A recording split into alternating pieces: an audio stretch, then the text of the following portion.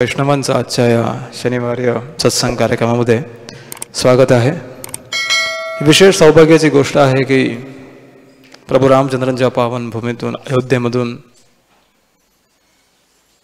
श्रीरामांच्या मंगलाक्षतांनी भरलेला हा कलश या ठिकाणी आपणा सर्वांना रामलल्लाच्या मंदिराच्या उद्घाटनाचं निमंत्रण देण्यासाठी आजच्या या पावन दिवशी या ठिकाणी आलेला आहे। तर हे आपल्या सगळ्यांचं विशेष सौभाग्य आहे।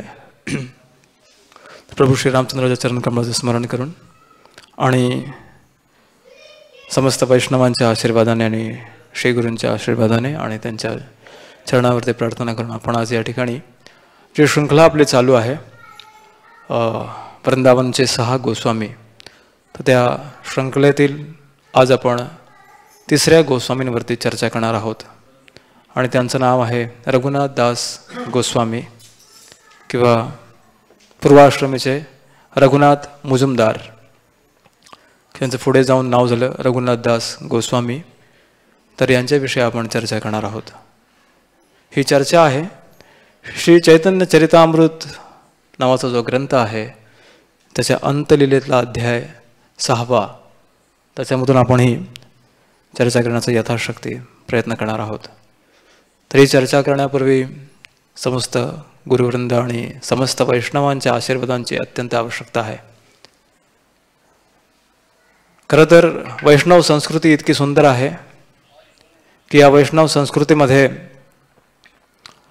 आपण कशा प्रकारे आशीर्वाद मागावेत आणि आपण आशीर्वादाची याचना करावी हे सुद्धा आपल्या वैष्णव आचार्याने खूप सुंदर रीतीने वर्णन करून ठेवलेलं आहे।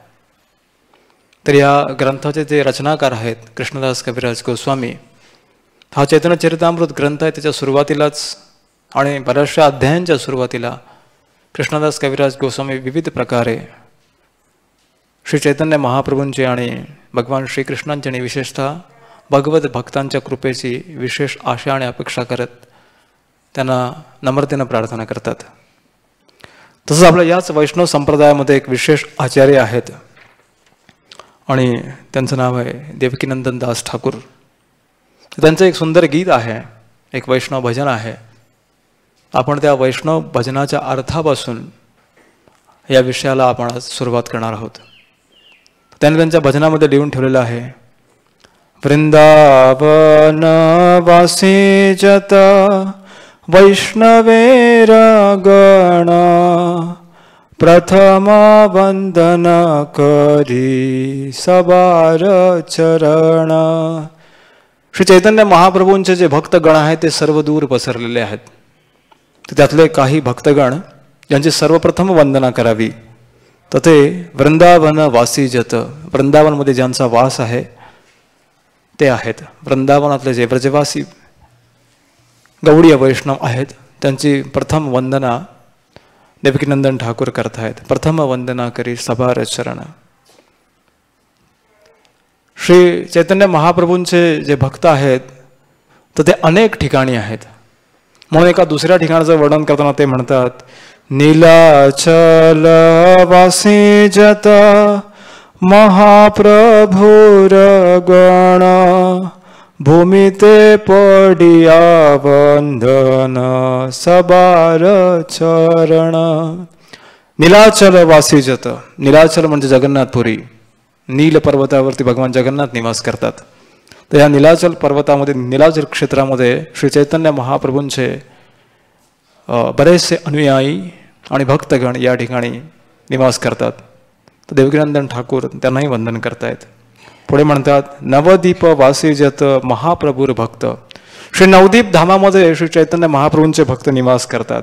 सबार चरण वंदन है अनुरक्त, ह्या सगळ्यांच्या चरणावरती मी वंदन करतो। ते पुढे म्हणतात, महाप्रभूर भक्त जत गौड देश स्थिती। गौड देशामध्ये म्हणजे बंगाल प्रांतामध्ये श्री चैतन्य महाप्रभूंच्या भक्तांचा निवास आहे। सबार चरण वंदन करिया प्रणिती, सगळ्यांच्या चरणावरती मी प्रणिती करून त्यांना वंदन करीत आहे। पुढे एक सुंदर श्लोकात ते वर्णन करतात, जे देसे बैसे गौरांगर गणे ऊर्ध्व बाहू करी वंदन सबार चरणे। जे देशे म्हणजे ज्या ज्या देशामध्ये जेवढे काही देश आहेत तिकडे पण सगळे महाप्रभूंचे गण निवास करतायत. श्रील प्रभुपादांच्या विशेष कृपेने महाप्रभूंचे गण आता पृथ्वीवरती सगळीकडे आहेत. एकही पृथ्वीचा कोपरा असा बाकी नाही की जिथे गौडीय वैष्णविझम नाही. तर या सगळ्या ठिकाणी त्यांनी 500 वर्षापूर्वीच वर्णन करून ठेवलंय. जे देशे बैसे गौरांगेर गण. ज्या ज्या देशामध्ये श्री गौरांग महाप्रभूंचे गण आहेत, तर या ठिकाणी सासवडचा पण उल्लेख आहे. जे देशे सासवडमध्ये पण गौरांगेर गण, गौरांग महाप्रभूंचे भक्त इथे आहेत. तर देवकीनंदन ठाकूर म्हणतात की या सगळ्यांच्या चरणावरती मी वंदन करतो. आणि आज भाग्य आहे की जे देशे सासवडमधले जे गौरांगेर गण आहेत ते या ठिकाणी उपस्थित आहेत. त्यामुळे श्री गौरांग महाप्रभूंच्या विशेष एका अनुयायाबद्दल आणि त्यांच्या विशेष पार्षदांत रघुनाथ दास गोस्वामींबद्दल जर चर्चा करायची असेल तर सर्वप्रथम आवश्यकता आहे ती म्हणजे गौरांगेर गण, गौरांग महाप्रभूंचे निजी भक्त गण म्हणजे तुम्ही सगळे आहात, त्यांच्या आशीर्वादांची अत्यंत आवश्यकता आहे. शेवटच्या कडव्यामध्ये ते वर्णन करतात, म्हणतात ब्रह्मांडे तारिते शक्ती धरे जने जने ये वेद पुराणे गुण गये जेव्हा सुने. तसे गौरांग महाप्रभूंचे गण ज्या ज्या देशामध्ये आहेत त्यांच्यामध्ये एक विशेष शक्ती आहे. कोणती शक्ती आहे? ब्रह्मांडाला तारू शकतात. एका ब्रह्मांडाला तारण्याची शक्ती एका वैष्णवामध्ये आहे. आणि असे शक्तिशाली गौरांगेर गण आहेत. आणि जे ते सासवडमध्ये पण आहेत. सासवडमधल्या गौरांगेर गणांमध्ये पण शक्ती आहे की त्याने जर मनात आणलं तर ते एक ब्रह्मांड तारू शकतात. आणि म्हणून त्यांच्या चरणाची ते कामना करतायत. पुढे म्हणतात तथापि मुखेर भय मनेर फुल्लास. तसं तर मला गौरांग महाप्रभूंच्या लीलांबद्दल आणि त्यांच्या पार्षदांबद्दल वर्णन करायला मनामध्ये थोडी भीती पण वाटते. तथापि मुखेर भाग्य मनेर फुल्लास. तसं ते माझं भाग्य आहे आणि मनामध्ये फुल्लास आहे. दोष क्षमी मो अधमे कर निजदास.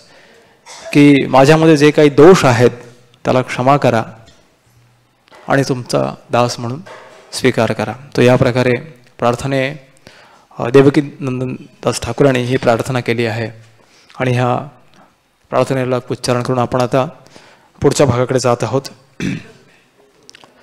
तर आज जो आपण या अध्यायामधला एक श्लोक चर्चेसाठी घेतलेला आहे तो विशेष श्लोक आहे या अध्यायातला, की ज्या श्लोकावरून रघुनाथ दास गोस्वामी कोण आहेत, ज्या श्लोकावरून रघुनाथ दास कोण आहेत त्यांच्या वर्णनाची सुरुवात या ठिकाणी केलेली आहे. तीन रघुनाथ नाम है आमार गणे स्वरूपे रघु आजी है ते इहार नामे. तुम्हाला थोडंसं समजणार नाही पण एकदा लिंक लागली का बरोबर लागेल. श्री चैतन्य महाप्रभू जे आहेत तर ते स्वरूप दामोदर गोस्वामी नावाच्या एका भक्ताला सांगतायत. आपण पुढच्या स्लाइडमध्ये बघणार आहोत की स्वरूप दामोदर गोस्वामी श्री चैतन्य महाप्रभू कोण आहेत. पण तत्पूर्वी आपण समजून घेऊ कथेचा बॅकग्राऊंड काय आहे. ते श्री चैतन्य महाप्रभू स्वरूप दामोदर गोस्वामींना सांगतायत तीन रघुनाथ नाम है अमार गणे. जे आमचे गण आहेत, आमचे लोक आहेत, त्याच्यामध्ये आता 3 रघुनाथ झालेले आहेत. किती रघुनाथ आहेत? 3.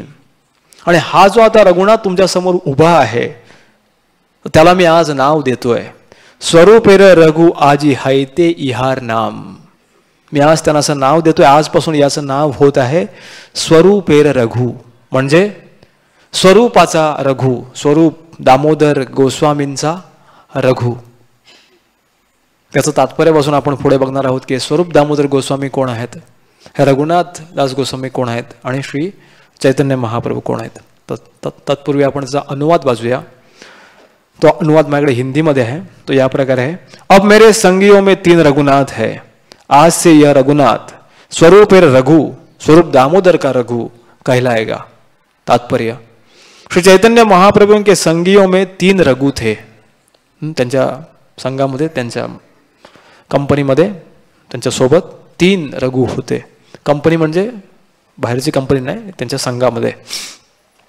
एक आहे वैद्य रघुनाथ, दुसरे आहे भट्ट रघुनाथ आणि तिसरे आहेत दास रघुनाथ. तर पुढच्या वेळेला आपण भट्ट रघुनाथांबरोबर चर्चा करणार आहोत. ते 6 गोस्वामींपैकी एक आहेत. दास रघुनाथ स्वरूपेर रघु नाम से विख्यात हुए. ते रघुनाथ दास गोस्वामी ज्यांच्याबद्दल आपण आज चर्चा करणार आहोत, तर ते स्वरूपेर रघु, स्वरूप दामोदर गोस्वामींचे रघुनाथ म्हणून प्रसिद्ध झाले. आपल्याकडे नाव असतं ना, पाटलाचा पिंट्या. पाटलाचा पिंट्या म्हणजे पाटलांचा पिंट्या. तसा स्वरूपेर रघु, स्वरूप दामोदर गोस्वामींचा म्हणजे तो पाटलांच्या घरात राहतो, पाटलांच्या परिवारातला आहे. पाटील त्याची काळजी घेतात, पाटलांचा मुलगा आहे. बरोबर, आपण मराठीमध्ये असं म्हणतो. तसंच स्वरूपेर रघु म्हणजे स्वरूप दामोदर गोस्वामींच्या सोबत तो राहतो, ते त्याची काळजी घेतात. तर हा नेमका काय आहे हे आपण थोडंसं पाहण्याचा प्रयत्न करणार आहोत.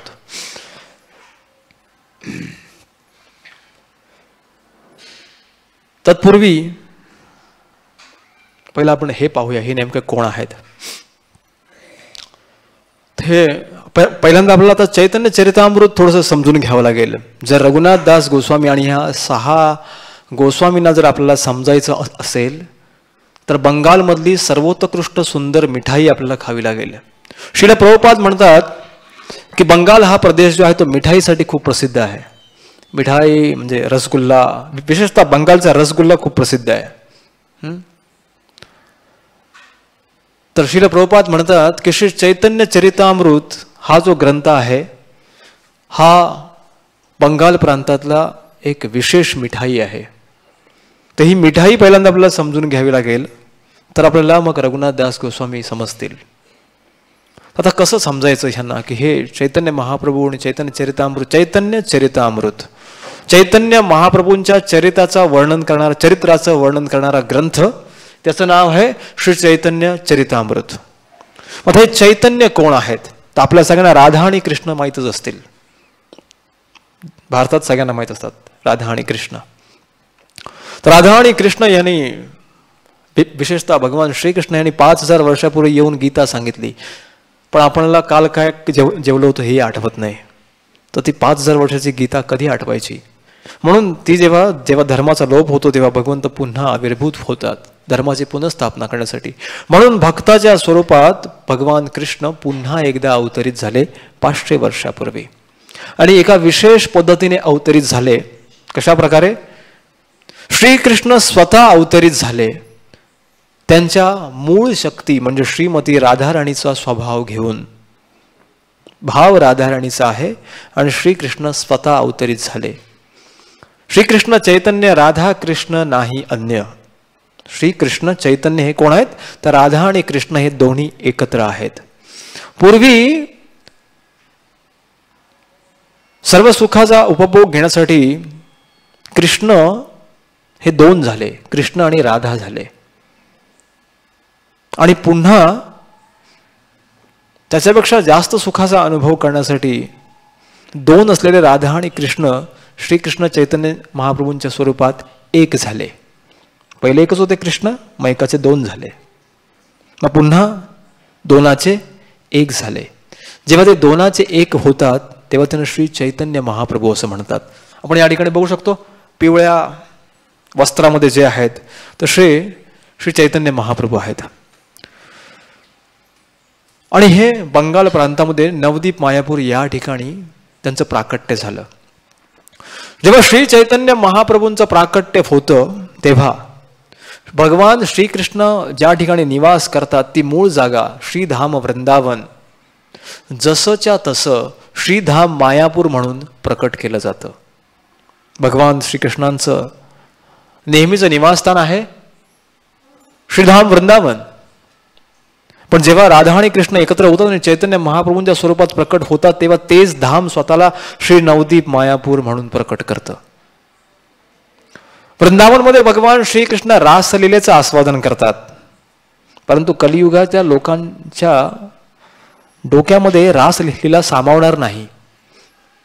म्हणून श्री चैतन्य महाप्रभूंनी म्हणून भगवान श्रीकृष्णाने श्री चैतन्य महाप्रभूंचा अवतार धारण केला आणि त्याने संकीर्तन आंदोलनाचा प्रचार केला.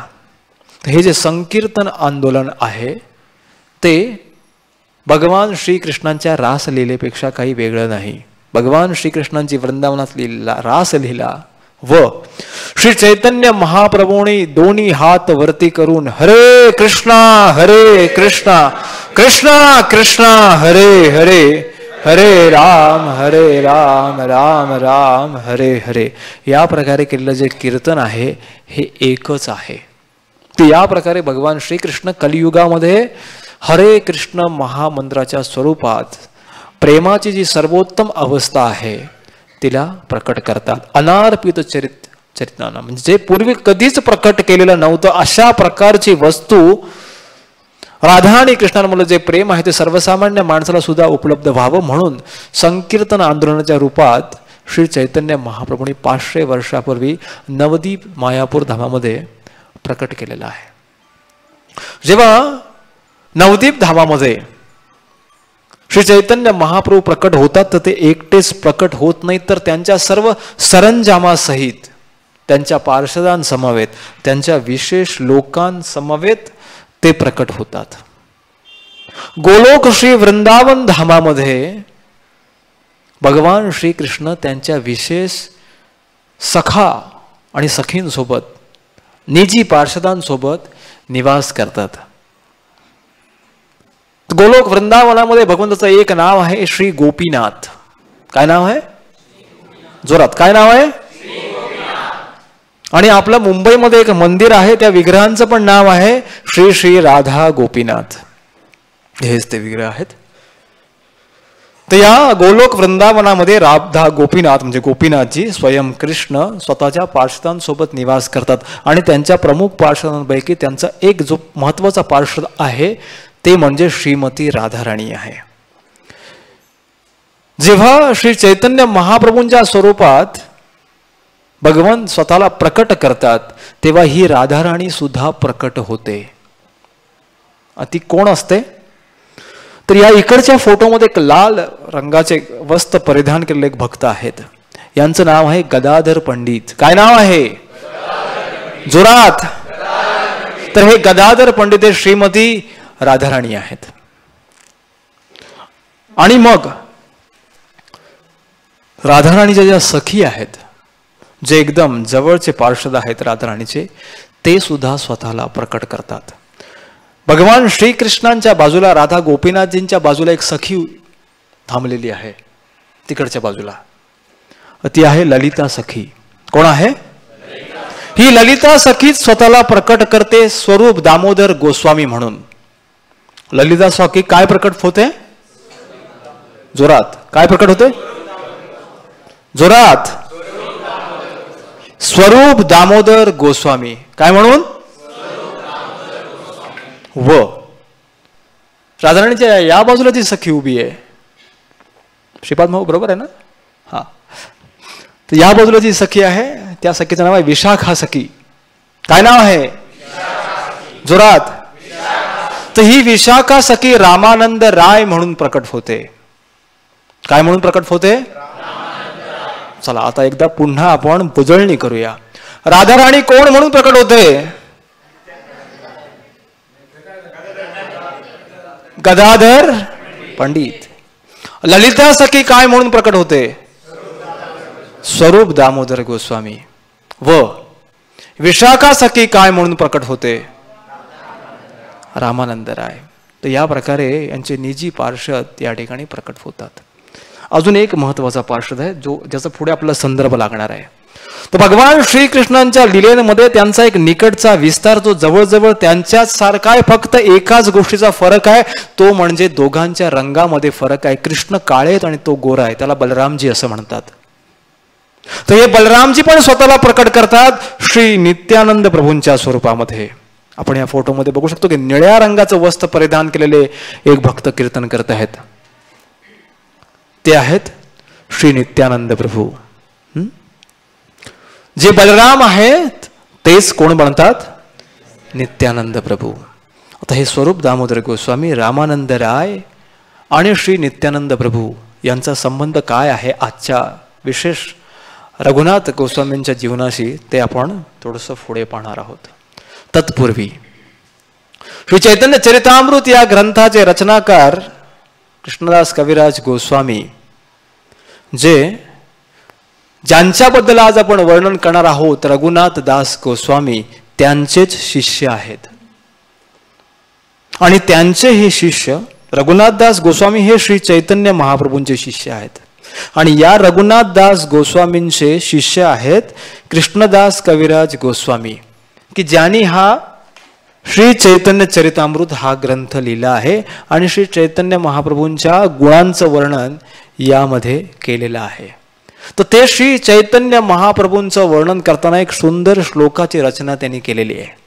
ते म्हणतात, वंदे श्रीकृष्ण चैतन्य नित्यानंद सहोदितो गौडोदय पुष्पवंतो चित्रोशनोदो तमोमुदो. मैं श्री कृष्ण चैतन्य और भगवान नित्यानंद, चैतन्य माहित पडले आपल्याला आणि नित्यानंद पण आता माहित पडलेले आहेत, की जो दोनों भी सूर्य और चंद्रमा के समान है, दोघं पण सूर्य आणि चंद्रासारखे आहेत. मी त्यांना आदरपूर्वक नमस्कार करतो. का करतो? वे अज्ञान के अंधकार को दूर करने के लिए गौड़ के क्षितिज पर एक साथ प्रकट हुए. चंद्र आणि सूर्य सहजासहजी एकत्र उगवत नाहीत, परंतु गौड देशामध्ये म्हणजे बंगाल प्रांतामध्ये या प्रकारचा चंद्र आणि सूर्य म्हणजे चैतन्य महाप्रभू आणि नित्यानंद प्रभू दोघे पण एकाच वेळेला प्रकट झालेले आहेत. और इस प्रकार सभी को आश्चर्यजनक रूप से आशीर्वाद प्रदान करते हैं. आणि हे दोघं आशीर्वाद प्रदान करण्यामध्ये खूपच म्हणण्यापेक्षा अति एक्सपर्ट आहेत. म्हणून त्यांची एक प्रार्थना आहे, नमो महावदन्याय कृष्ण प्रेम प्रदायते. नमो महावदन्याय, श्री चैतन्य महाप्रभू नमो महावदन्याय. वर देण्यामध्ये महावदन्याय आहेत. वर देण्यामध्ये कोणतरी वदन्याय असू शकेल, परंतु हे महावदन्याय आहेत, जे आपल्यासारख्या भटकणाऱ्या जीवांना, जे आपण भटकून शोधतो आहोत, ज्याला लोक तथाकथित प्रेम म्हणतात, त्या वास्तविक कृष्ण प्रेमाला प्रकट करणारे आहेत आणि देणारे आहेत. जर तुम्ही घ्यायला तयार नसाल तरी ते तुमचे घरी येतात. घरी येऊन जर तुम्ही नकार दिलात, दरवाजा ढकलून दिलात, तरी 4 वेळा पाया पडतात आणि म्हणतात, कृपया कृष्ण प्रेमाचा स्वीकार करा. काही लोक तर ते पण करत नाहीत. एका प्रसंगामध्ये श्री नित्यानंद प्रभूंना 2 व्यक्ती मारायचा प्रयत्न करतात, तरी पण नित्यानंद प्रभू त्यांना सोडत नाहीत, त्याला कृष्ण प्रेम देतात. तर या प्रकारे दोघेजण कसे आहेत? नमो महावदन्याय आहेत. आणि आता आपण एवढा बॅकग्राऊंड समजल्यानंतर श्री चैतन्य चरितामृत या ग्रंथापासून आपण या ठिकाणी सुरुवात करत आहोत. तत्पूर्वी या ग्रंथाचं वाचन करण्यापूर्वी एक सुंदर श्लोक नेहमीच म्हटला जातो, तो तुम्ही माझ्या मागोमाग म्हणायचा प्रयत्न करा. जय जय श्री चैतन्य जय नित्यानंद,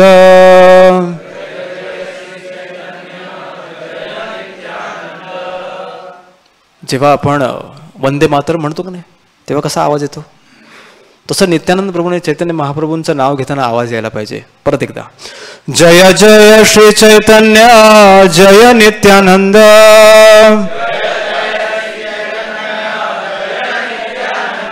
जय अद्वैत चंद्र जय गौर भक्त वृंद.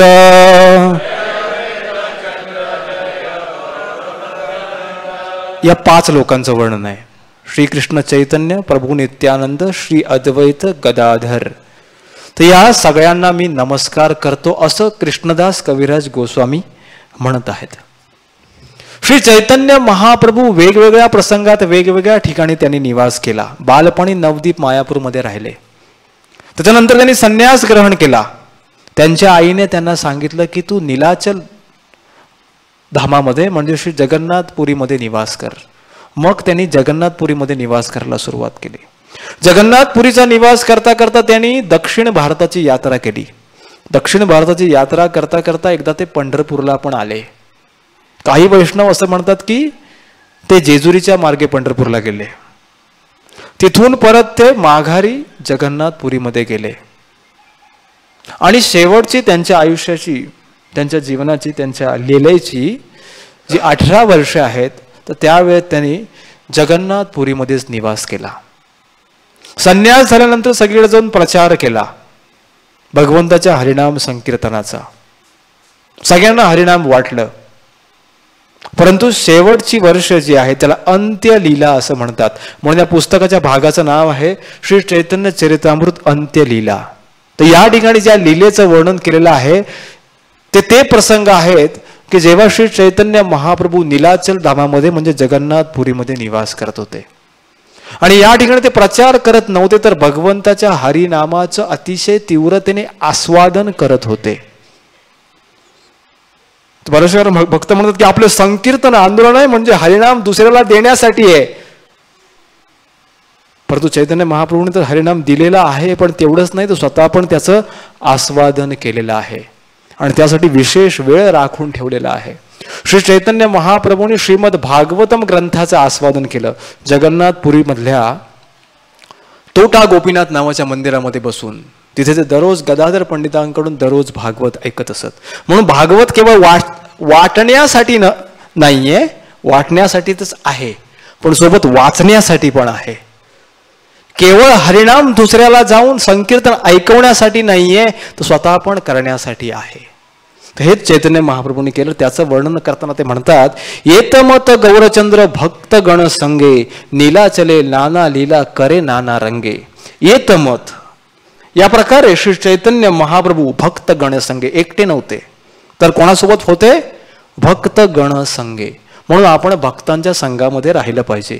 एकट्याने भक्ती होणार नाही. म्हणून काय पाहिजे? भक्त गण संगे. नीलाचले म्हणजे नीलाचल पर्वतावरती, नाना लीला म्हणजे नाना प्रकारच्या लीला त्यांनी केल्या. नाना रंगे वेगवेगळ्या प्रकारे सुख देण्याच्या पद्धतीने वेगवेगळ्या प्रकारे त्यांनी सुखाचं आस्वादन केलं. कशा प्रकारे केलं त्याचं वर्णन करतात. यद्यपि अंतरे कृष्ण वियोग बाधे बहिर्ना प्रकाश भक्त दुःख भय.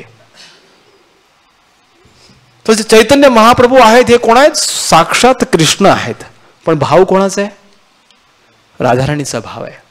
कृष्ण वृंदावन सोडून जेव्हापासून गेले तर राधाराणीला भगवान कृष्णांपासून नेहमीच वियोगाचा भाव जाणवला. हाच भाव धारण केलेला आहे श्री चैतन्य महाप्रभूंनी जगन्नाथपुरीमध्ये. आणि म्हणून ते वर्णन केलंय, यद्यपि अंतरे परंतु आतमध्ये हृदयात कृष्ण वियोग, त्यांना कृष्णाचा वियोग जाणवत होता. कारण राधाराणीचा भाव आहे, राधाराणीला वियोग जाणवतो म्हणून. बहिरे परंतु त्यांचा बाह्य व्यवहार कसा होता? ना प्रकाश आहे, ते बाहेर प्रकट करत नव्हते. कारण त्यांना होणारं दुःख जे आहे ते पाहून त्यांचं दुःख भक्तांना सहन होत नव्हतं. भक्त दुःख भय, भक्तांना होणाऱ्या दुःखाच्या भयाने त्यांचं आंतरिक हृदय जे आहेत ते सर्वच वेळेला ते प्रकट करत नसत. तशी चैतन्य महाप्रभूंची अवस्था कशी होती? उत्कट विरह दुःखे यबे बहिराय तबे ये वैकल्य प्रभू वर्णन नाही आहे. उत्कट म्हणजे एकदम तीव्र होतं. काय? विरहाचं दुःख. या जगात पण लोकांना विरहाचं दुःख होतं. मग विरहाची गाणी लिहिली जातात, कवी लोक त्याच्यावर कविता करतात, चाल लावणारे चाल लावतात, म्युझिकवाले म्युझिक बसवतात. पण इथला जो विरह आहे तो भौतिक जगातला विरह आहे. दुसरा काही उपाय मिळाला की तो संपून जातो. परंतु आध्यात्मिक जगातला विरह आहे या प्रकारचा नाहीये. तर त्यामुळे चैतन्य महाप्रभूंचा जो विरह आहे तो दुःख आहे, तो तीव्र आहे. तर महाप्रभूंना कृष्ण विरहाचे तीव्र दुःख होत असे तेव्हा त्यांच्या ठाई विविध प्रकारचे भावविकार उत्पन्न होत असत. त्यांच्या शरीराची अवस्था वेगवेगळी होत असे, त्यांच्या मनाची अवस्था वेगवेगळी होत असे. ती अवस्था कशी होत असे याचं वर्णन सहजासहजी कोणीही करू शकणार नाही. जेव्हा त्यांची अशी अवस्था होत असे तेव्हा रामानंदेर कृष्ण कथा स्वरूपेर गान विरह वेदनाय प्रभू राखेय पराण. रामानंदेर कृष्ण कथा. मग असे बघितले रामानंद राय कोण आहे? विसरले तुम्ही? विशाखा सखी. ते रामानंद राय कथा, रामानंद राय कृष्ण कथा. रामानंद राय कृष्णाची कथा करत असत. कोणासाठी? श्री चैतन्य महाप्रभूंसाठी. स्वरूपेर गाण. स्वरूप दामोदर गोस्वामी कोण आहेत? जोरात कोण आहेत? हा, ललिता सखी. तर हे स्वरूप दामोदर गोस्वामी जे आहेत ते वेगवेगळ्या प्रकारची गीतं गात असत. जयदेव गोस्वामी नावाचे पूर्वी एक वैष्णव होऊन गेले. त्यांनी अनेक गीतं लिहून ठेवली होती राधा आणि कृष्ण यांच्या लीलांचं वर्णन करणारी. तर ती गीतं स्वरूप दामोदर गोस्वामी श्री चैतन्य महाप्रभूंसाठी गात असत. आणि मग त्याच्यानंतर श्री चैतन्य महाप्रभू थोडे त्यांची विरह वेदना शांत होऊन कसे बसे ते प्राण धारण करून राहत असत.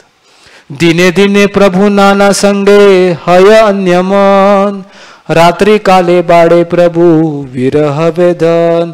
दिने दिवसा श्री चैतन्य महाप्रभू नाना संगे वेगवेगळ्या भक्तांच्या संगतीमध्ये राहून आपलं मन दुसरीकडे कसं तरी लावत असत.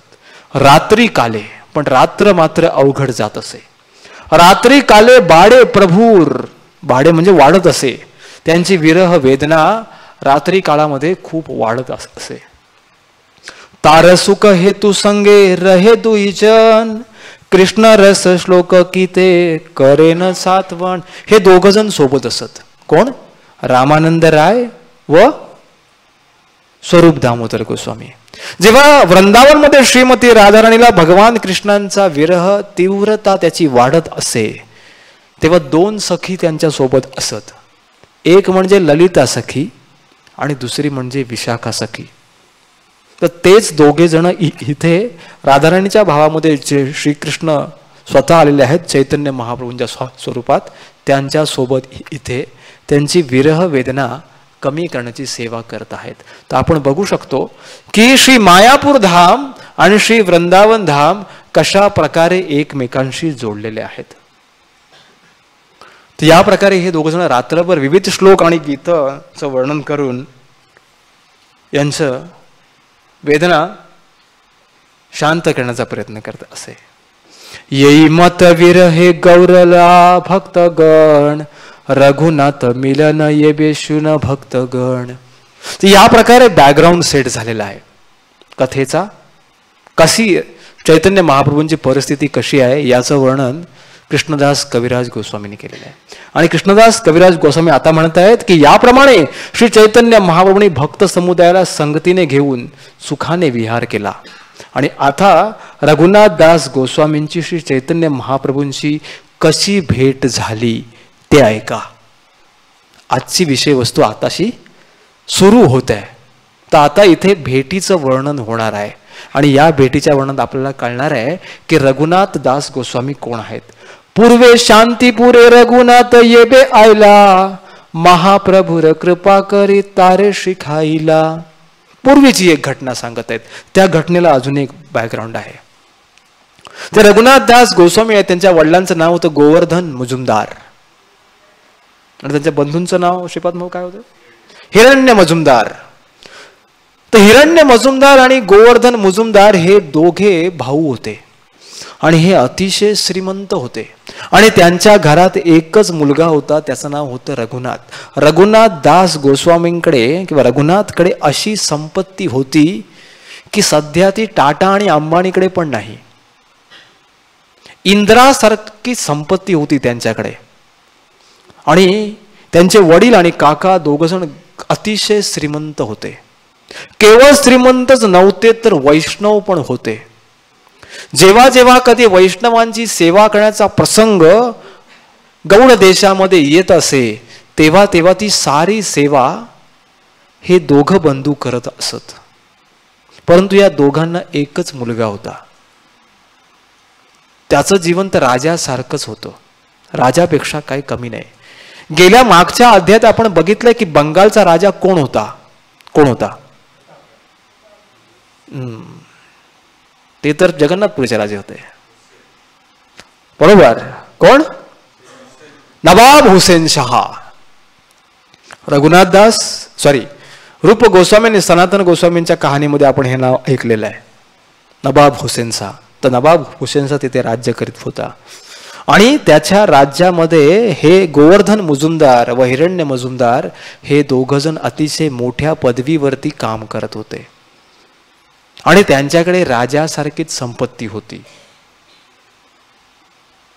तर एकदा त्यांचा हा मुलगा रघुनाथ दास त्याला इच्छा झाली श्री चैतन्य महाप्रभूंना भेटण्याची. म्हणून तो शांतीपूर या ठिकाणी आला. हे मागे झालेल्या घटनेचं वर्णन करतायत. शांतीपूरमध्ये का आला? कारण शांतीपूरमध्ये अजून एक भक्त राहतात, त्यांचं नाव आहे अद्वैत आचार्य. या मघाच्या फोटोमध्ये ते आहेत. या कोपऱ्यामध्ये एकदम पांढऱ्या रंगाचे कपडे घातलेले, नित्यानंद प्रभूंच्या बाजूला निळ्या रंगाचे जे कपडे घातले त्यांच्या बाजूला एक दाढीवाले भक्त उभे आहेत. सगळ्यात वरिष्ठ आहेत हे. त्यांचं नाव आहे अद्वैत आचार्य. हे पंचतत्वापैकी एक आहेत. तर यांचं घर होतं शांतीपूरमध्ये. तर शांतीपूर या ठिकाणी हे रघुनाथदास गोस्वामी श्री चैतन्य महाप्रभूंना एकदा भेटायला आले होते. महाप्रभू कृपा करी तारे शिखायला. तर चैतन्य महाप्रभूने त्यांच्यावरती विशेष कृपा केली आणि त्यांना विशेष प्रशिक्षण दिलं त्या ठिकाणी. ते प्रशिक्षण आपल्यासाठी खूप महत्वाचं आहे. चैतन्य महाप्रभू त्यांना काय शिकवलं? प्रभुर शिक्षा ते हो निजे घरे याय, मरकट वैराग्य छाडी हैला विषयी प्राय. हा श्लोक इथे आहे वरती. तर रघुनाथदास गोस्वामी कशाला गेले होते? ते म्हणाले की चैतन्य महाप्रभू तुम्ही संन्यासी आहात आणि मी तर राजकुमार आहे, परंतु मी या राजपाटाला पार कंटाळून गेलेलो आहे. मला तुमच्या सोबत यायचंय आणि तुमच्यासारखं वैरागी व्हायचंय. मला तुमच्या सोबत सामील करून घ्या. तर तेव्हा चैतन्य महाप्रभू म्हणाले नाही, तसं करता येणार नाही. चैतन्य महाप्रभू म्हणतात की तुम्ही मरकट वैराग्य सोडून द्या. माकडासारखं जे वैराग्य आहे ना, तर ते सोडून द्या. मरकट वैरागी बनू नका. ही मोठी शिकवण आहे आपल्यासाठी. मरकट वैराग्य म्हणजे काय असतं? आपण माकडं पाहिली असतील. माकड हा बाह्य दृष्टिकोनातून सर्वोत्तम वैरागी असतो. पहिलं तर त्याच्या अंगावर काही कपडे पण घाललेले नसतात. दुसरी गोष्ट म्हणजे त्याला राहायला घर नसतं. तिसरी गोष्ट म्हणजे त्याचा बँक बॅलन्स नसतो. चौथी गोष्ट म्हणजे तो कुठे नोकरी करत नाही. पाचवी गोष्ट म्हणजे तो कधी घर बांधत नाही. असा एकदम पूर्णपणे वैरागी असतो. त्याचा खाण्यापिण्याची काही सोय नसते. त्याचं किचन नसतं. नंतर त्याचा फ्लॅट नसतो पुण्यात. सेकंड होम सासवडमध्ये पण नसतं. मिळेल त्या झाडाखाली तो दररोज राहतो. दररोज इतका वैरागी असतो की दररोज झोपायला एक नवीन झाडाखाली झोपतो. गरजेचं नाही की माकड एकाच झाडावर झोपतं. काय वैराग्याची सीमा आहे. परंतु जेव्हा कधी दुसरी माकडीन त्याच्या समोर येते तेव्हा त्याचं वैराग्य निघून जातं. त्या वैराग्याला माकड वैराग्य असं म्हणतात. ते तात्पुरतं असतं. तात्पुरतं वैराग्य असतं. किंवा बाह्य दृष्टिकोनातून वैराग्य येतं. काही लोकांना स्मशानात गेल्यावर एक वैराग्य येतं. स्मशान वैराग्य म्हणतात. नाही नाही नाही, बास झाला आता. काय आहे या जगात? आपलं काहीच नाही हो. शेवटी सगळं सोडूनच जायचंय. घरी येऊन जेव्हा आंघोळ करतो तेव्हा म्हणतो गाईचं दूध काढायचंय, हप्ता भरायचा आहे, मुलीचं ऍडमिशन होणं बाकी आहे. वैराग्य संपलं. तर त्यांच्या जीवनातून आपल्याला बघायला मिळतं चैतन्य महाप्रभूंची शिकवण आहे की वैराग्य जीवन जर स्वीकारायचं असेल तर ते यथायोग्य वैराग्य जीवन स्वीकारलं पाहिजे. मरकट वैराग्य स्वीकारू नका. या प्रकारे श्री चैतन्य महाप्रभूंनी रघुनाथ दास गोस्वामींना सांगितलं. आणि म्हणून रघुनाथ दास गोस्वामी सरळ परत घरी गेले. आणि मग काय केलं? मरकट वैराग्य छाडी सोडून दिलं आणि हैला विषयी प्राय. विषयी प्राय म्हणजे विषयात रमून गेलेल्या माणसासारखा झाला. भौतिकवादी माणसासारखा झाला. घर, संपत्ती, परिवार, दुकान, गाडी, बंगला, व्यवसाय, पास, याच्या पुढे अजून दुसरं काही जीवन नसतंय. कृष्ण काय सांगू नका. वेळ नाही माझ्याकडे. मी 24/7 बिझी असतो. मंदिरात यायला अजिबात वेळ नाही. यात्रेला जायला ते काय सांगू नका प्रभूजी, कारण मी वेळच नसतो प्रभूजी माझ्याकडे. काय सांगायचं तुम्हाला, मी एवढा बिझी असतो. तशासारखे झाले. कोण? रघुनाथदास गोस्वामी. परंतु हा त्यांचा बाह्य व्यवहार होता. तर वैष्णवाने जरी आपण बाह्य दृष्टिकोनातून वैराग्य धारण नाही केलं तरी आपला व्यवहार हा विषयीप्राय व्यक्तीसारखा बाह्य रूपातून असला पाहिजे, परंतु आंतरिक निष्ठा ही सदैव कृष्णामध्ये लागलेली असली पाहिजे. ते एक आचार्य वर्णन करतात की ज्याप्रमाणे एखादी विवाहित स्त्री असते, तिचं आपल्या पतीला सोडून अजून कोणावरती तरी प्रेम असतं, परंतु ती पतीसोबत आणि पतीच्या घरच्या लोकांसोबत असा काय व्यवहार करते, अशी काय सेवा करते की त्यांच्या लक्षातच येत नाही की शी हॅज वन मोर पॅरामोर, की अजून कुठेतरी यांचे लागे संबंध आहेत. तर आपल्या आचार्य वर्णन करतात की या जगातल्या लोकांसोबत आपला व्यवहार हा एक्झॅक्टली असाच असला पाहिजे की बस हम आपके लिए जीते हैं, आपके लिए मरते हैं.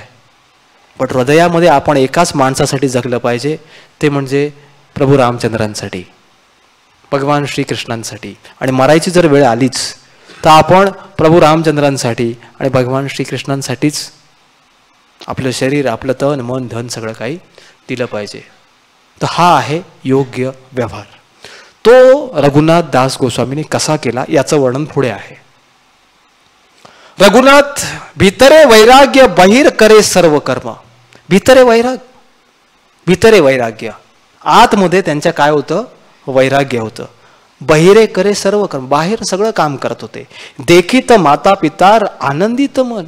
आणि मम्मी बाबांनी बघितलं, हो आमचा मुलगा सुधारला, जात होता श्री चैतन्य महाप्रभूंच्या सोबत, थांबला, आता संसारात रमलाय, आता सगळं लक्ष घालतोय, सगळं काय व्यवस्थित करतोय. ओके, त्यांचं मन कसं झालं, एकदम आनंदित. मग एक दिवशी एक बातमी आली, मथुरा है ते प्रभु आयला, वारते ये पायला, प्रभु पाश चली बारे उद्योग करीला. बातमी आली की चैतन्य महाप्रभू मथुरेहून परतलेत. आणि ती रघुनाथ दास गोस्वामींना समजली. तेव्हा श्री चैतन्य महाप्रभूंच्या चरणाशी जाण्याचा त्यांनी प्रयत्न केला, उद्योग केला. या जगातले लोक उद्योग करतात आणि म्हणून ते उद्योगपती म्हणतात. पूर्वी माझ्या लहानपणी टीव्हीला एक मालिका लागायची, उद्योगपती, त्यातला ते मधला एक शब्द ते काढून टाकायचे, मग व्हायचं उमाचा पती, मग करायचे उषाचा पती, आणि मग करायचे उद्योगपती. त्या लोकांना असले, या जगातले लोक असे उद्योग बरेच करतात, परंतु खरा उद्योग आहे कृष्ण भावना भवित होण्याचा. बाकी सगळे उद्योग तात्पुरते आहेत. म्हणून आपण चुकून समजायचं नाही की मी जो उद्योगाचा उद्योगपती आहे किंवा आणि मी जाणा कोणाचा पती आहे, मी यांचं नाहीये. वास्तविकता मी कृष्णाचा आहे, हे आपल्याला आंतरिक दृष्ट्या एकदम स्पष्टपणे माहीत असलं पाहिजे. पुढे वर्णन करतात, हे नकाले मुकिलेर एकमलेच्छ अधिकारी, सप्तग्राम मुलकेर सेहय चौधरी. आता चित्रपट खरा चालू झालेला आहे. तर त्या काळामध्ये जिथे हे गोवर्धन मुजुमदार आणि हिरण्य मुजुमदार राहत होते, त्यांचं उद्योग काय होता, तर हे सावकारासारखे होते. परंतु नवाबशहाने एक चौधरी मुसलमान अधिकारी याची नेमणूक केली होती सप्तग्राम नावाच्या जागी, जिथून हे दोघ जण बंधू होते, तिथे टॅक्स कलेक्शन करायची, म्हणजे लोकांकडून कर गोळा करण्याची. आपल्या मराठीत म्हणायचं तर एक चौधरी मुसलमान तिथला सुभेदार होता, सुभ्याचा कर गोळा करत असे. परंतु एकदा काय झालं, हिरण्यदास मुलुक नील मक्ररी करिया, तार अधिकार गेले मरेसे देखिया. ते हिरण्य मुजुमदार आणखीन गोवर्धन मुजुमदार यांनी काय केलं, मुलुक नील तो प्रांत सप्तग्राम आपल्या ताब्यात घेतला. ते हिरण्य मुजुमदार आणि जे गोवर्धन मुजुमदार हे कोण आहेत, रघुनाथ दास गोस्वामींचे वडील आणि काका. तर त्यांनी काय केलं, हा चौधरी जिथे टॅक्स कलेक्शन करत होता तो प्रदेश आपल्या ताब्यात घेतला. मक्ररी करिया, राजाकडे जाऊन एक ठराव मंजूर करून घेतला आणि तो ठरावात तो प्रदेश आपल्याकडे करून घेतला. तार अधिकार गेला, त्यामुळे तो चौधरी होता त्याचा अधिकार गेला, त्याचा टॅक्स कलेक्शनचा जो अधिकार होता तो गेला. मेरेसे देखिया, त्याच्यामुळे समस्या अशी झाली की हिरण्य मुजुमदार आणि गोवर्धन मुजुमदार या दोघांना तो जो मुसलमान चौधरी आहे तर तो द्वेष भावनेने बघू लागला. तर त्याच्यानंतर अजून एक गडबड झाली. कोणाकडून? या हिरण्य मुजुमदार आणखीन गोवर्धन मुजुमदार यांच्याकडून. ती काय होती याचं वर्णन केलंय. 12 लक्ष देय राजा साधे 20 लक्ष, से तुरुक केचू ना पाहिला हायला प्रतिपक्ष. काय झालं? हे हिरण्य मुजुमदार आणि गोवर्धन मुजुमदार 20 लक्ष मोहरा गोळा करत असत. 20 लक्ष मोहरा, 20 लाख सोन्याच्या मोहरा वर्षाला गोळा करत असत तेव्हाच्या काळात. म्हणजे तुम्ही विचार करू शकता यांची संपत्ती किती होती, काय तिला माप होतं की नाही. त्यामुळे त्यांनी शासनाला 15 लक्ष मोहरा द्यायला हव्या होत्या. नियम असा होता की 20 लक्ष जर गोळा केल्या तर त्यातल्या 15 लक्ष नवाब हुसेनच्या गव्हर्नमेंटला द्यायला पाहिजे असा नियम होता. परंतु ते शासनाला केवळ 12 लक्षच देत असत. द्यायला पाहिजेत 15, 20 कलेक्शन करत द्यायला पाहिजे 15, पण देत असत किती? 12. व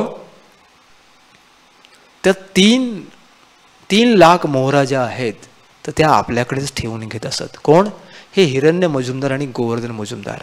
आधीच त्या मुसलमान चौधरीचा द्वेष होताच यांच्याप्रती. त्याच्या लक्षामध्ये ही गोष्ट आली. मग त्याने काय केलं? राजघरे कैफियत दिया उजिरे अनिल. राजघरामध्ये म्हणजे नवाब हुसेनला जाऊन त्याने कैफियत दिली आणि सांगितलं, खरी बातमी उघड केली. हिरण्यदास पलायला रघुनाथेर बांधिल. झालं असं, रघुनाथ दास गोस्वामींच्या वडिलांना आणि काकांना कळलं की आपली कंप्लेंट झालीये. कंप्लेंट झालीये, पोलीस मागं निघालेत, वॉरंट पडलाय आपल्या नावे. कळताच पळाले दोघेजण पळून गेले. पण त्यावेळेला घरी कोण होता? हा रघुनाथ. जेव्हा पोलीस आले आणि हा मुस्लिम चौधरी जेव्हा त्यांना घेऊन आला तेव्हा हे दोघेजण पळून गेले होते आणि यांचा मुलगा रघुनाथ सापडला. त्याला त्यांनी बांधिला. या ठिकाणी वर्णन केलंय, त्याला त्यांनी बांधला.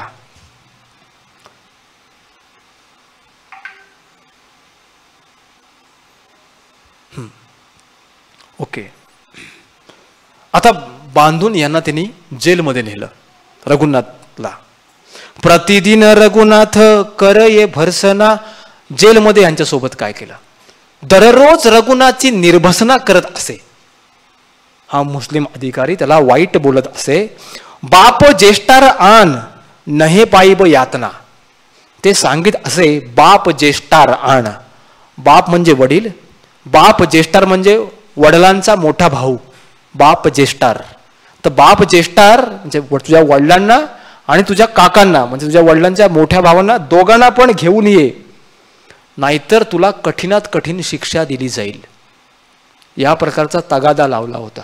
कोणी? त्या चौधरीने. कोणाच्या मागे? माझ्या नाही, कोणाच्या मागे? हा, रघुनाथ दास गोस्वामींच्या मागे. मारिते आन यदि देखे रघुनाथ मन फिरी आई तबे ना पारे मारिते. त्याची खूप इच्छा होती की रघुनाथला खूप फटकवावा, खूप मारावा, आणि म्हणून तो चौधरी रघुनाथ दासांना शिक्षा देऊ इच्छित होता. परंतु रघुनाथ दासांचे मुख पाहताच त्याचे मन परिवर्तन होत असे. तो रघुनाथ गोस्वामींना अगदी ओरडून मारायला जात असे, पण जेव्हा तो रघुनाथ दास गोस्वामींच्या चेहऱ्याकडे बघत असे त्याची मारायची भावनाच निघून जात असे. त्याला असं वाटत असे की हा माझ्या मुलासारखा आहे, तर मी याला कसा मारू, आणि म्हणून तो त्यांना मार देऊ शकला नाही. दुसरं पण एक कारण होतं. विषय एक कायस्थ बुद्धी अंतरे करडर.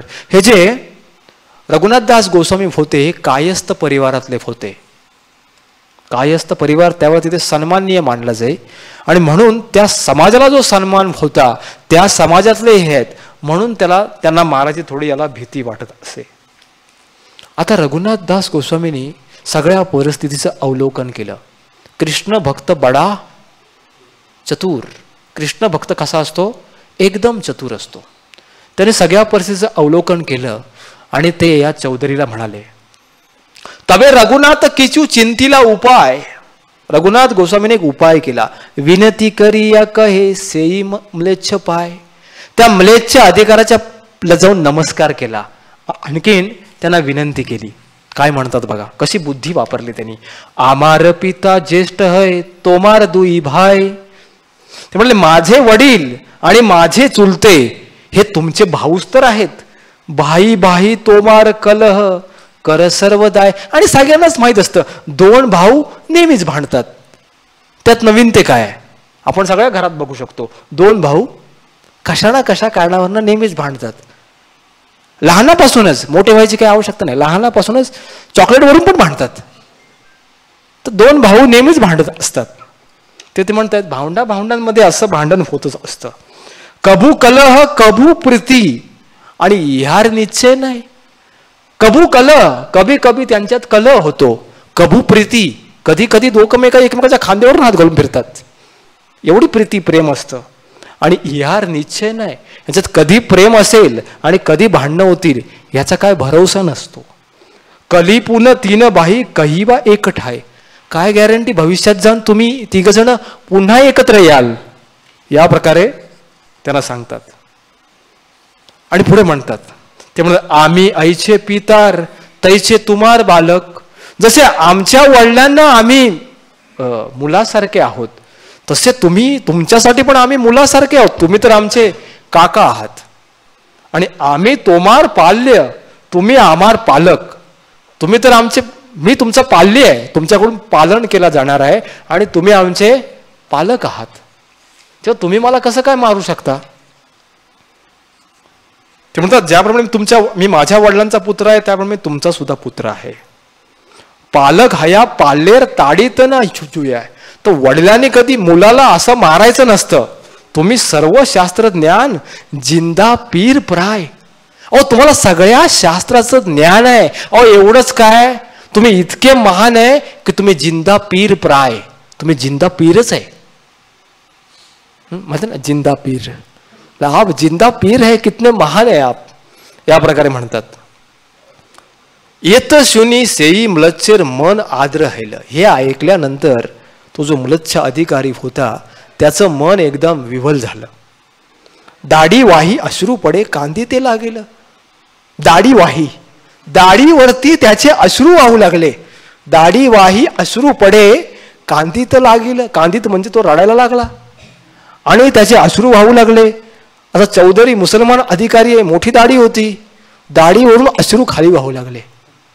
तर अशा प्रकारे कृष्णदास कविराज गोस्वामी येथे वर्णन केलेलं आहे.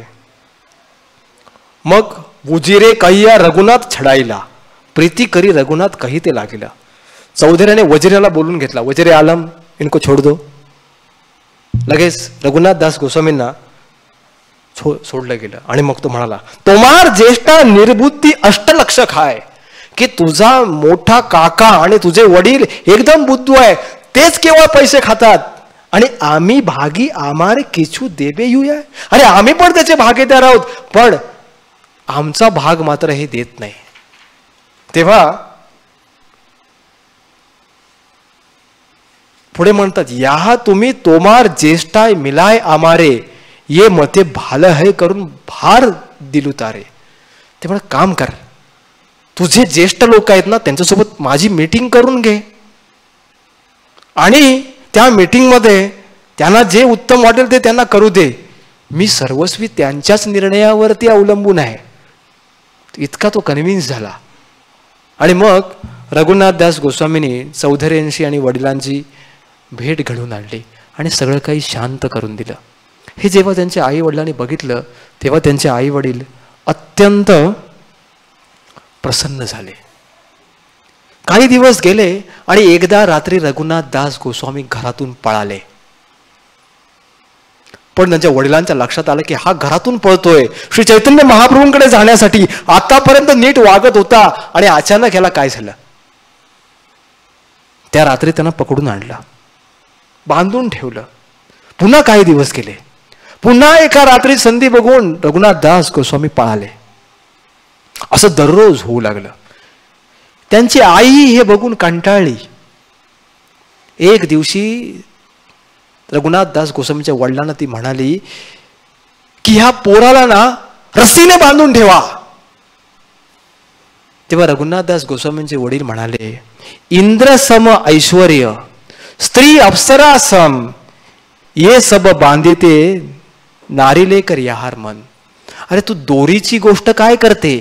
या जगात दोरीपेक्षा पण अजून कठीण गोष्टी आहेत की ज्या व्यक्तीला बांधून ठेवू शकतात.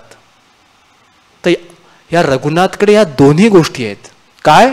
इंद्र सम ऐश्वर्य, इंद्रासारखं ऐश्वर्य आहे याच्याकडे. स्त्री अप्सरा सम, याची जी पत्नी आहे ती अप्सरेसारखी सुंदर आहे. ये सब बांधिते नारीलेक याहार मन. या दोन एवढी प्रबल बंधनं आहेत, एवढ्या जबरदस्त रश्या आहेत दोन, याला बांधून ठेवू शकत नाहीत. तर ती साध्या रस्सीनं प्लास्टिकचा हा काय बांधला जाणार? तेव्हा प्लास्टिक नव्हतं, बरोबर आहे. तर हा बांधला कसा काय जाणार? चैतन्य चंद्रेर कृपा हयाचे इहार, याच्यावर श्री चैतन्य चंद्र गौरांग महाप्रभू यांची कृपा झालेली आहे. चैतन्य चंद्रेर बातुल के राखीते पारे. चैतन्य चंद्रासाठी जो बातुल झालेला आहे, बातुल म्हणजे वेडा, जो चैतन्य चंद्रासाठी वेडा झालेला आहे त्याला कोणीही बांधून ठेवू शकत नाही. एक आचार्य म्हणतात, जेव्हा हरे कृष्ण भक्तांना कोणी वेडा म्हणतो, जेव्हा तुम्हाला कोणीतरी बातुल म्हणेल, ठार वेडा झाला, तुमच्या आयुष्यातला तो सुवर्ण दिवस आहे. हे प्रमाण आहे की तुम्ही श्री चैतन्य महाप्रभूंचे झालेले आहात. चैतन्य चंद्रेर कृपा हायले इहार, तुमच्यावर श्री चैतन्य महाप्रभूंची कृपा झालेली आहे. तर ते भाग्यवान जीव आहेत की ज्यांना जग वेडा म्हणतात. अरे काल तर बरा होता, आज हरे कृष्णा झाला, गया काम से.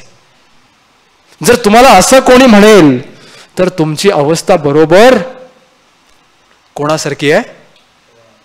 रघुनाथ दास गोस्वामींसारखी आहे. तर हे रघुनाथ दास गोस्वामींची कथा आपल्याला आता वेळेचं बंधन आहे म्हणून आपण थोडीशी पळवणार आहे, थोडंसं वेगाने पळायचं आपल्याला पुढे. तर हा एक प्रसंग आहे, तुम्ही एकदम शॉर्टमध्ये संपवणार आहे. या प्रकारे मायबापामध्ये चर्चा झाली. पुन्हा रघुनाथ दास गोस्वामी काही दिवस एकत्र घरात राहू लागले. एक दिवस त्यांना कळलं की श्री चैतन्य महाप्रभूंचे निजी पार्षद श्री नित्यानंद प्रभू तिथूनच जवळ असलेल्या पाणीहाटी नावाच्या गावामध्ये आलेले आहेत. मी मगाशी सांगितले नित्यानंद प्रभू कोण आहेत? कोण आहेत? कोण आहेत? हा, ते बलरामजी. बलराम होयला निताय, बलरामजी नित्यानंद प्रभू झालेले आहेत. गौर लीलेमध्ये बलरामजी कोण झालेले आहेत? नित्यानंद. बलराम हैला निताय.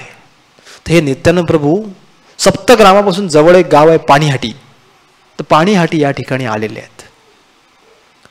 तर रघुनाथ दास गोस्वामीच्या समोर एक समस्या आहे की त्यांना घरातून पळायचंय पण ते पळू शकत नाहीत. या भौतिक जगातून आपल्याला पण सगळ्यांना पळायचंय पण आपण पण पळू शकत नाही. आपल्याला पण बांधून ठेवलेलं आहे. अनेक गोष्टी आहेत.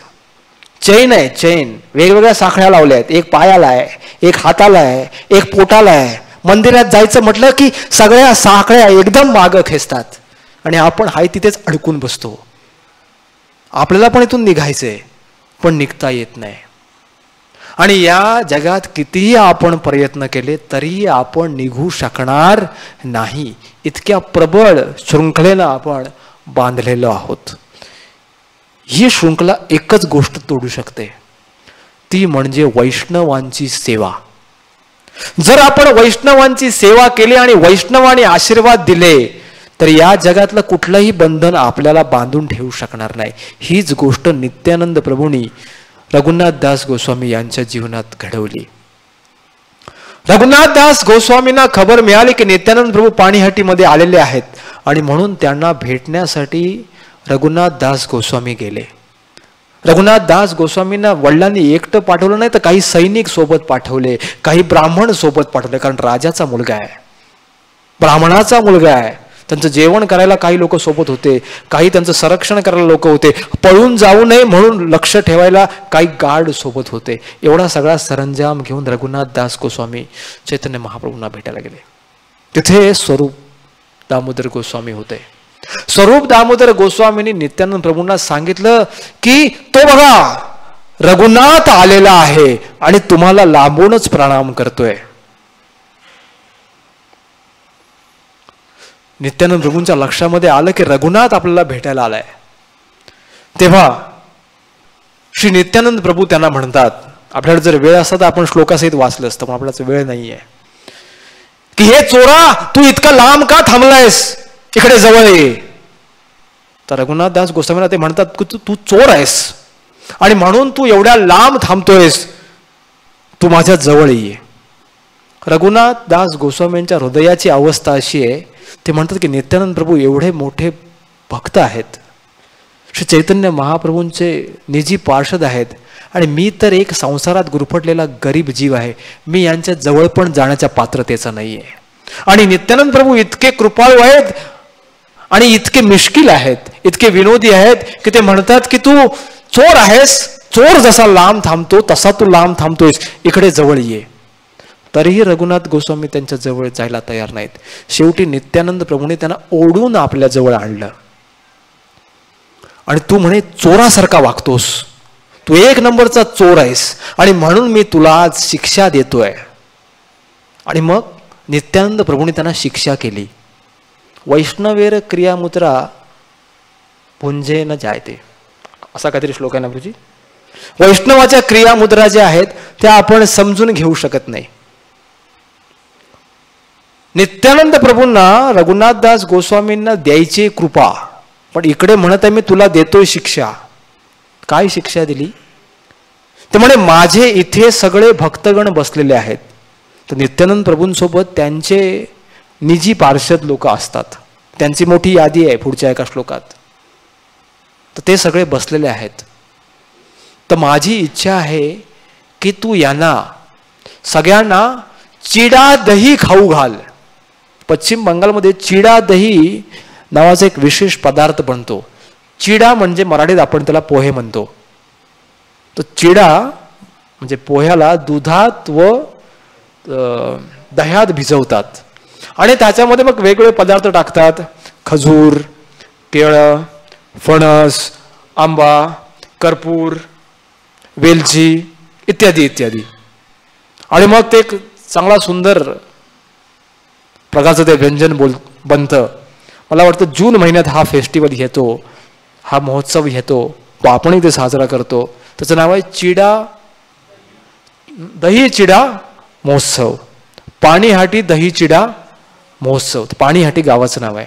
त्या गावात ही घटना घडली.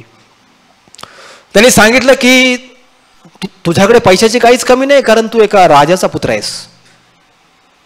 तर राजाच्या पुत्राला दही आणि दूध घ्यायला तो काय खर्च येणार, तर माझ्या सगळ्या भक्तांना तुम्ही दही चिडा खाऊ घाला. मग रघुनाथ दास गोस्वामींनी खूप मोठ्या प्रमाणात चिडा म्हणजे पोहे मागवले, खूप मोठ्या प्रमाणात दही मागवलं, खूप मोठ्या प्रमाणात दूध मागवलं आणि मोठमोठ्या आकाराची मातीची भांडी मागवली. आणि त्या मातीच्या काही भांड्यांमध्ये काही विशेष ब्राह्मणांची नियुक्ती करून पोहे दुधात भिजवले, काही ठिकाणी पोहे हे दह्यात भिजवले आणि मग सगळे भक्त एकत्र बसले. ही बातमी बाजूच्या गावामध्ये कळली की नित्यानंद प्रभू आणि त्यांचे भक्त काहीतरी विशेष मेजवानीचं आयोजन आहे. बाजूच्या गावात बातमी गेली. बाजूच्या गावातले लोक आले प्रसादासाठी. जिथे कधी प्रसाद मिळेल तिथे आपण पहिलं पोचलं पाहिजे. एक वेळ प्रवचनाला नाही आलो तरी चालेल, पण प्रसाद चुकवायचा नाही. हा तेव्हापासूनचा नियम आहे आणि तो आपण आपल्या परंपरेत पाळलाच पाहिजे. चाहे भले थोडंसं लाईनमध्ये थांबावं लागेल, कारण काही लोकांना कुपन मिळालेले असतात. कुपन वाले पुढे गेले की आपल्याला प्रसाद गॅरंटेड मिळणार, कोणी नाही म्हणणार नाही, कारण ही गौडीय वैष्णवांची परंपरा आहे. म्हणून सगळे आजूबाजूच्या गावातले सगळे आले. काही ठिकाणी बातमी गेली की अरे तो रघुनाथ दास गोस्वामी एक मोठा कार्यक्रम करतायत. दुकानदारांना बातमी गेली. त्यांनी आपला ठेलाच लावला. एकाने दही आणलं, एकाने दूध आणलं, एकाने चिडा आणला, एकाने केळी आणली, एकाने कर्पूर आणला. रघुनाथ दास गोस्वामीने बघितलं अरे दुकानदार पण आलेत. मग त्यांनी आयडिया केली, जेवढे दुकानदार आले होते त्यांच्याकडून सगळं मटेरियल खरेदी केलं. तेवढं सगळ्याला पुन्हा भिजवलं आणि ठरवलं की ज्याच्याकडून मटेरियल खरेदी केलं आहे त्यालाच पुन्हा खाऊ घालायचं. फेस्टिवल चालू झाला. प्रत्येकासाठी छोटे छोटे एवढे मातीचे हंडे आणले गेले, भांडी आणली गेली. प्रत्येक व्यक्तीला 2-2 मातीची भांडी देण्यात आली. एका दह्यामध्ये भिजवलेला चिडा होता, एका दुधामध्ये भिजवलेला चिडा होता. लोकांची संख्या एवढी वाढली की नित्यानंद प्रभू जिथे बसले होते तिथे जागा अपुरी पडायला लागली. बाजूला गंगेचा किनारा होता. काही लोक गंगेच्या किनाऱ्यावर जाऊन बसले. हळूहळू गंगेचा किनारा संपू लागला. काही लोक झाडावरती चढून बसले. एका हातात दह्याचा चिडा, दुसऱ्या हातात दुधाचा चिडा. आणि हा कुठे बसलाय?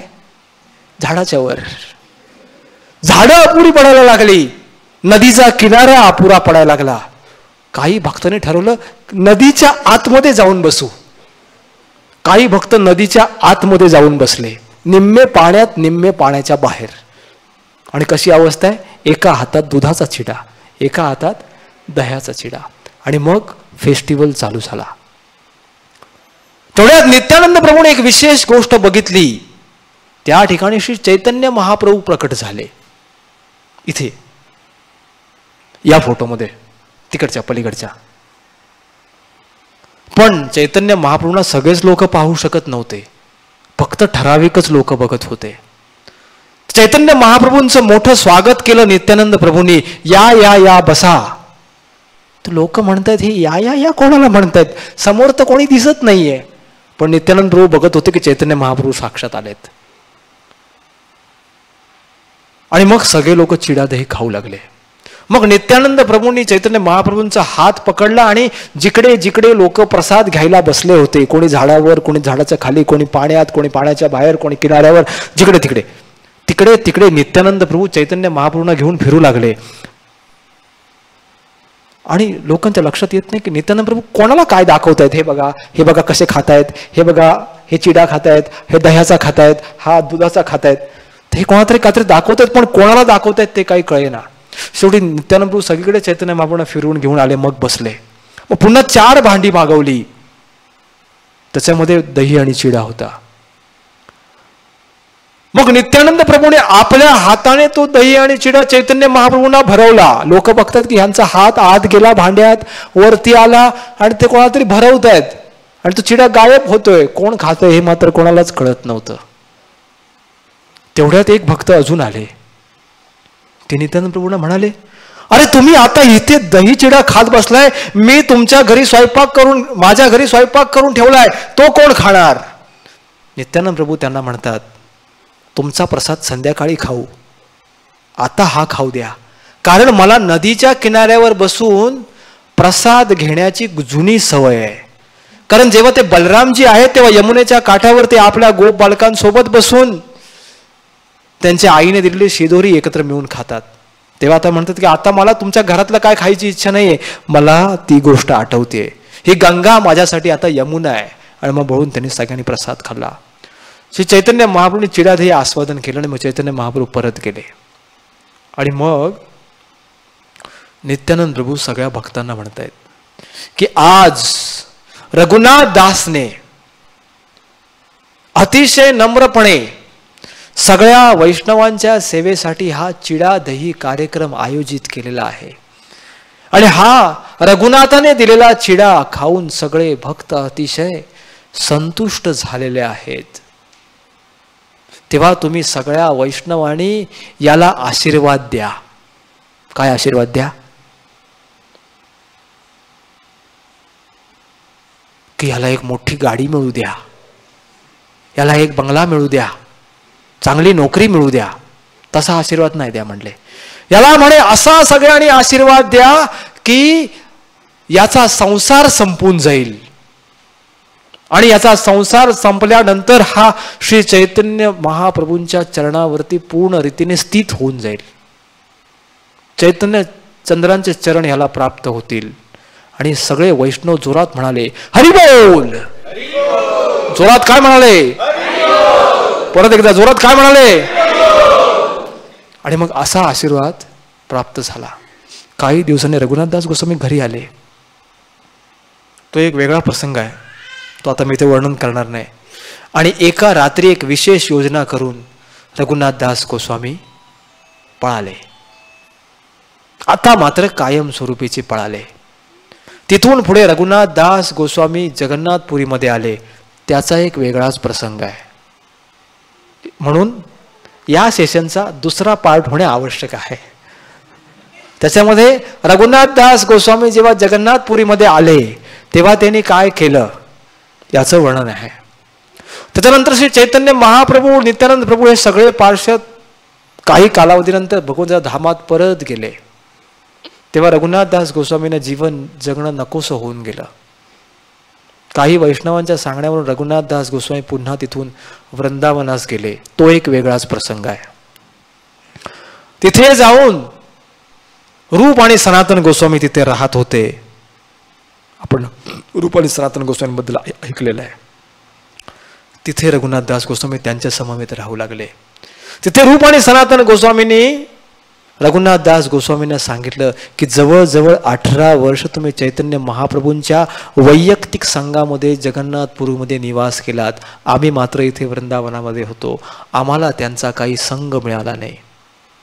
तेव्हा तिथे त्यांनी काय लीला केल्या याचं दररोज आम्हाला वर्णन करा. मग रघुनाथदास गोस्वामी रूप, सनातन आणि बाकीच्या गोस्वामींसाठी दररोज गौर लीलेचं वर्णन करत असत वृंदावनमध्ये. आणि ते ऐकण्यासाठी कृष्णदास कविराज गोस्वामी सुद्धा येत असत. कृष्णदास कविराज गोस्वामींनी रघुनाथदास गोस्वामींनी केलेलं हे वर्णन तिथे श्रवण केलं. आणि मग त्याच्यानंतर हा श्री चैतन्य चरितामृत ग्रंथाची त्यांनी वयाच्या 90व्या वर्षी रचना केली. तर आता आपण ज्या श्लोकापासून सुरुवात केली होती तिकडे परत जाऊ आणि विराम देऊ. जेव्हा रघुनाथदास गोस्वामी आपल्या घरातून पळाले वैष्णवांचा आशीर्वाद घेऊन आणि त्यांना श्री चैतन्य महाप्रभूंचे चरण प्राप्त झाले, तेव्हा तिथे होते स्वरूप दामोदर गोस्वामी जे ललिता सखी आहेत. तर या स्वरूप दामोदर गोस्वामींकडे बघून चैतन्य महाप्रभू हा श्लोक म्हणाले की आता हा रघुनाथ पळून माझ्याकडे आलाय. आतापर्यंत माझ्याकडे 2च रघुनाथ होते, आज हा 3रा आलाय. 3 रघुनाथ नाम है आमार गणे. आता आमच्याकडे 3 रघुनाथ नावाचे लोक झालेत. हा एक जॉईन झाला. आता स्वरूपेर रघु आज हाय ते इहार नाम. याची ओळख काय आजपासून, तर याचं नाव आज आहे स्वरूपेर रघु. म्हणजे हा रघुनाथ स्वरूप दामोदर गोस्वामींच्या अंडर राहील. आणि तिथून पुढे स्वरूप दामोदरच्या गोस्वामींच्या हाताखालीच रघुनाथदास गोस्वामी राहिले. म्हणून प्रत्येक वैष्णवाला, विशेषतः गौडीय वैष्णवाला कोणाच्या तरी अंडर राहायला शिकलं पाहिजे. कोणाच्या तरी अंडर, आता अंडरला म्हणत काय म्हणायचं, कोणाच्या तरी हाताखाली राहायला शिकलं पाहिजे. आपली भक्ती तेव्हाच व्यवस्थित होईल जेव्हा आपण कोणाच्या तरी हाताखाली राहू. कारण ही आपली परंपरा आहे. स्वरूपेर रघु, आपली पण काहीतरी ओळख असली पाहिजे. जगन्नाथ चंद्रेर परमानंदपुरी म्हणजे जगन्नाथ चंद्र प्रभूंचा परमानंदपुरी म्हणून आपली ओळख असली पाहिजे. हा कोणाच्या अंडर आहे, तर बाबा जगन्नाथ चंद्र प्रभूंच्या अंडर आहे. तर अशी आपली एक ओळख असली पाहिजे, तरच आपली भक्ती व्यवस्थित चालेल. आपण जर कोणाच्या अंडर राहिलो नाही आणि केवळ आपण दुसऱ्यांना आपल्या अंडर ठेवण्याचा प्रयत्न केला, तर जे आपल्या अंडर राहतील ते आपल्याला उचलून हवेत फेकून देतील. कारण त्यांना माहितीये फेकून दिल्यानंतर आपल्याला वरती पकडायला कोणीच नाहीये, कारण आपण कोणाच्या अंडरच नाही. आणि म्हणून आपल्याला गरजेचं आहे आपण कोणाच्या तरी आश्रयाला असलं पाहिजे. भक्ती ही आश्रय ग्रहण केल्यानंतरच होते. भक्ती ही शरणागतीची प्रक्रिया आहे. म्हणून आपला सर्वात महत्वाचा मुद्दा आहे की जर आपण आपला वैष्णव म्हणवत आहोत, तिलक धारण करत आहोत, तर आपण काउन्सिलर मीटिंगला गेलं पाहिजे. म्हणून आपल्या परंपरेमध्ये सुद्धा काउन्सिलर सिस्टम आहे. काउन्सिलर सिस्टम म्हणजे आपल्याला एक व्यक्ती असतो की ज्याचं आपल्यावरती लक्ष असतं. म्हणून परमपूज्य राधानाथ स्वामी महाराजांनी ही सिस्टम सुरू करून दिलेली आहे, जिचं मूळ स्थान श्री चैतन्य चरितामृत ग्रंथामध्ये आहे. तर या ठिकाणी आपण 9 वाजलेले आहेत. तर या ठिकाणी आपण या प्रसंगाला विराम देत आहोत. याच रघुनाथदास गोस्वामींचं जे राहिलेलं जीवन आहे ते अत्यंत प्रेरणादायी जीवन आहे. मला आशा आहे की श्रीपाद महाप्रभू आणि बाकी व्यवस्थापक लोक आहेत ते अजून एक सेशन रघुनाथदास गोस्वामींसाठी राखून ठेवतील. श्री रघुनाथदास गोस्वामी की, श्रील प्रभुपाद की, निताय गौर प्रेमानंदे.